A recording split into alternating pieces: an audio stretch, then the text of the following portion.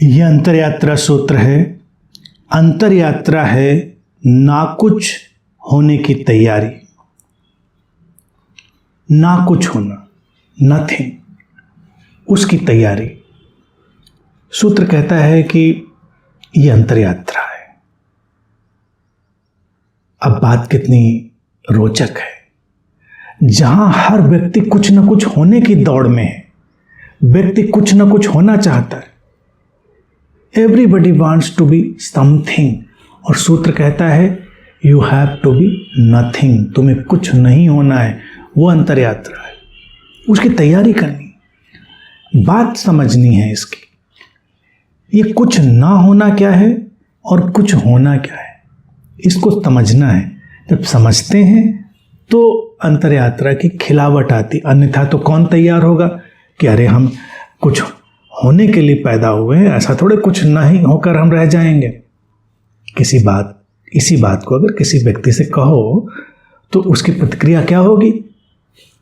ये कौन सी बात हुई, हर कोई यहाँ कुछ होने के लिए आया है, ऐसे ही कुछ नहीं हो जाए हम। लेकिन अगर इतनी हल्की बात होती तो सूत्र इसको क्यों कहता? वो कहता है कि जब तुम कुछ होने की कोशिश करते हो तो वो तुम्हारा अपना प्रक्षेपण है, तुम्हारा अपना ही एक विचलन है। और जब तुम ना कुछ होने के लिए तैयार हो जाते हो तब तुम अस्तित्वगत हो जाते हो, एग्जिस्टेंशियल हो जाते हो। अस्तित्व तुमको जिस विराटता और संभावना के साथ लेकर आया है, तुम वही होते हो तब। और इस संसार में वही व्यक्ति पूरी तरह सुखी भी है जो ना कुछ होने को तैयार है। जो कुछ होना ही नहीं चाहता, उसका कोई क्या बिगाड़ सकता है, उसको दुखी भी कोई कैसे कर सकता है। लाओ त्से के जीवन की घटना है। वो कहते हैं, और उनका प्रसिद्ध वचन भी है, वो कहते हैं कि मुझे कोई कभी हरा नहीं सका। तो लोगों ने पूछा ऐसे कैसे, तुम तो इतने ताकतवर नहीं लगते हो। उन्होंने कहा क्योंकि मैं जीतना ही नहीं चाहता था। और ये इतना शक्तिशाली सूत्र है कि जो जीतने की आकांक्षा छोड़ दे उसको पराजित करना बहुत कठिन हो जाता है। क्योंकि जीतने की आकांक्षा में व्यक्ति अपनी इतनी शक्ति व्यय कर देता है कि उसकी जो नैसर्गिक शक्ति है, उसकी मौलिक प्रतिभा है, उसके जो अंदर छुपे हुए स्रोत हैं, वो सब ढक जाते हैं उसमें। अब जो कोई व्यक्ति नाकुछ होने की तैयारी में हो गया, वो अस्तित्व की एक गहरी अतिशय विनम्रता की ओर बढ़ गया। गहन विनम्रता। अस्तित्व हमारे अंदर से वो पैदा करे जिसके लिए उसने हमें रचा है। इसकी पूरी जो स्वीकार्यता है उसके भीतर आ गई। तो नाकुछ होने की प्रक्रिया मूल रूप में व्यक्ति के गहरे समर्पण और गहरे स्वीकार की अवस्था है। और संसार में देखा जाए नाकुछ जैसा कुछ तो होता नहीं, ये बात भी ध्यान रखें। कुछ होना हमारी मानसिक केवल बेचैनी है, बाकी अस्तित्व में तो जो है सो है, सब कुछ न कुछ है। अगर हम इस निसर्ग की तरफ आए, प्रकृति की तरफ, घास है, झाड़ियाँ हैं, पेड़ पौधे हैं, नदियाँ, पहाड़, कीट पतंग, पशु पक्षी, सब कुछ है।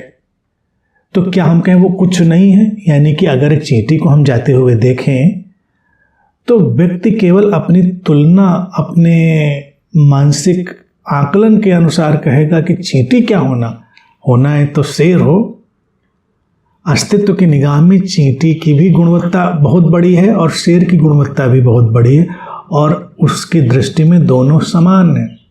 वो अपना काम पूरा कर रहे हैं, अपनी भूमिका, और वो अपनी भूमिका पूरा करें। यहाँ हर कोई अपनी विशिष्ट भूमिका को निभाने के लिए है। तो जब नाकुछ होने की तैयारी कोई करता है तो वो अपनी उस विशिष्ट भूमिका की तरफ बढ़ जाता है, अन्यथा तो तुलनाओं की तरफ जा रहा है। अब चींटी शेर बनने की कोशिश करे, और शेर को भी किसी दिन मान लीजिए ख्याल आ जाए कि चींटी की ज़िंदगी बहुत अच्छी होती है, हम भी वैसे ही हो जाएंगे, तो ना वो चींटी हो सकता है ना चींटी शेर हो सकती है, दोनों कुंठित हो जाएंगे।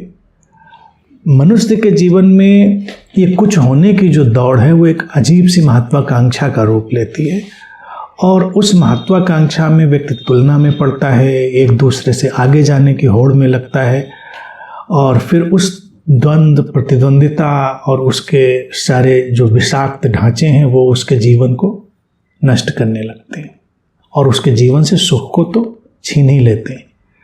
ना कुछ होने को जो व्यक्ति तैयार है वो तो ऐसी अवस्था में जिससे उसका कोई सुख, उसकी शांति कोई छीन ही नहीं सकता।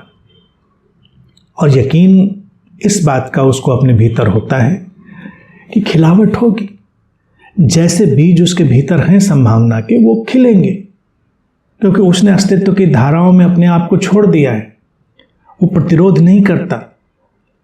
अब ये जो सूत्र है ना कि प्रतिरोध नहीं करता, अस्तित्व की धाराओं के साथ बहता है, तो क्या कोई सोच सकता है कि वो व्यक्ति किसी खिलावट में नहीं जाएगा? क्योंकि प्रतिरोध, खिंचाव, तनाव, यही तो खिलावट में बाधा है। और क्यों कोई भी व्यक्ति अपनी तरह से ना खिले, क्यों कोई किसी दूसरे की तरह खिले, इस बात को ध्यान रखना।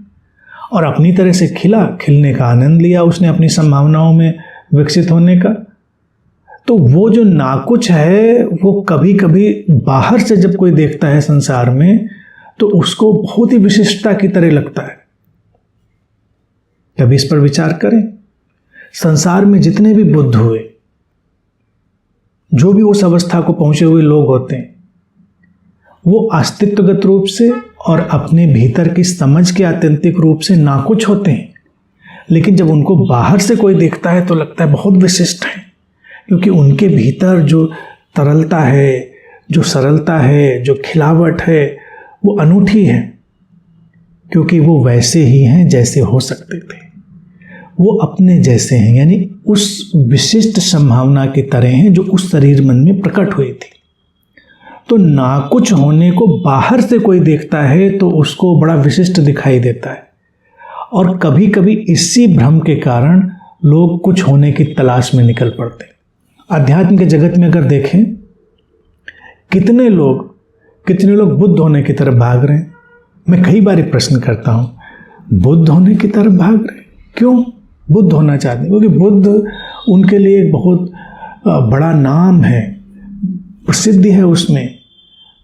अगर उनको पता चले कि कोई नाम नहीं, कोई प्रसिद्धि नहीं, तब भी तुम वैसे होना चाहोगे क्या? तो शायद नहीं होना चाहेंगे। या अगर हम किसी ऐसे बुद्ध का नाम उनके सामने ले आएं जिसको वो जानते भी ना हो, इतिहास के पन्नों में तो भरे पड़े हैं, जीवन ही उनसे भरा पड़ा है, वैसा कोई नहीं होना चाहता, क्योंकि उसको लगता है कि फिर इतने लोग हमारे अनुसरण में आएंगे, इतना हमारा चमक हो जाएगी। वो जो बाहर से देखा गया उसका ढंग था, वो उसको मार्ग से भटका देता है। और अगर बुद्ध की जगह पर खड़े होकर देखेंगे तो वो नाकुछ है, उन्होंने कुछ होने की यात्रा नहीं करी, वो तो बस वैसे ही हो गए जैसे हो सकते थे। अगर हम गौतम बुद्ध के जीवन से भी इस बात को समझें तो बात बहुत ठीक से समझ में आ जाएगी।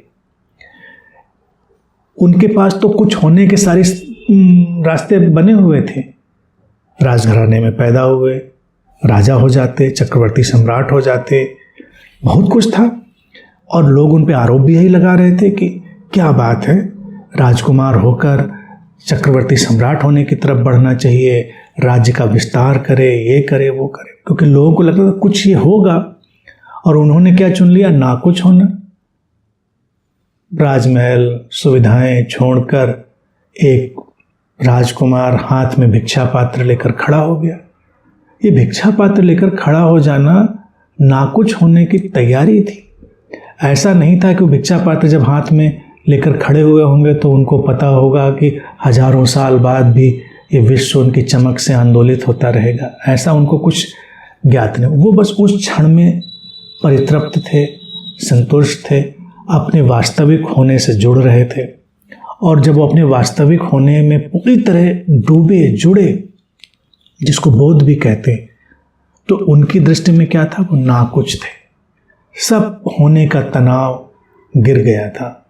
उनसे पूछा गया, जब किसी ने पूछा भी कि आपने क्या पाया, तो उन्होंने क्या उत्तर दिया? उन्हें पाया तो कुछ नहीं, सब खो दिया। जो जो कुछ मैं समझता था होने जैसा, पाने जैसा, वो सब खो गया। अब तो बस जो है सो है। ये है ना कुछ। तो ना कुछ को हमको अंडर एस्टिमेट करके नहीं देखना है, उसको नकारात्मक ढंग से नहीं देखना है। वो अतिशय विनम्रता, समर्पण और समग्र स्वीकार की अवस्था है।